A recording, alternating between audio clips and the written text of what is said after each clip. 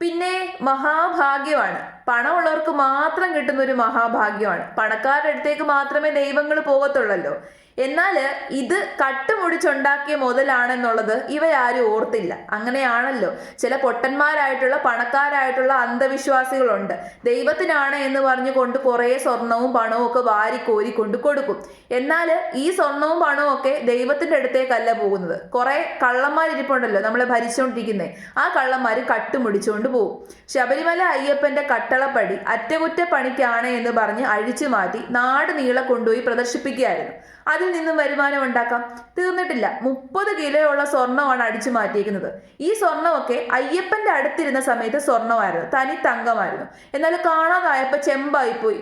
ഈ മായാജാലം പ്രവർത്തിച്ചത് അയ്യപ്പനല്ല കേട്ടോ. ഈ മായാജാലം പ്രവർത്തിച്ചത് നമ്മളെ ഭരിച്ചുകൊണ്ടിരിക്കുന്ന കുറെ ആൾക്കാരുണ്ടല്ലോ, നമ്മുടെ കണ്ണിപ്പൊടിയിട്ടുകൊണ്ടിരിക്കുന്നത്. അവരാണ് ഈ മായാജാലം പ്രവർത്തിച്ചത്. ശബരിമലയിൽ സ്ത്രീകളെ കയറ്റാനാണ് എന്ന് പറഞ്ഞ് വലിയ പ്രതിഷേധങ്ങളും പ്രക്ഷോഭങ്ങളും ഒക്കെ ഉണ്ടാക്കി ശബരിമലയുടെ ഫുൾ കൺട്രോൾ ഇവരങ്ങ് ഏറ്റെടുത്തു.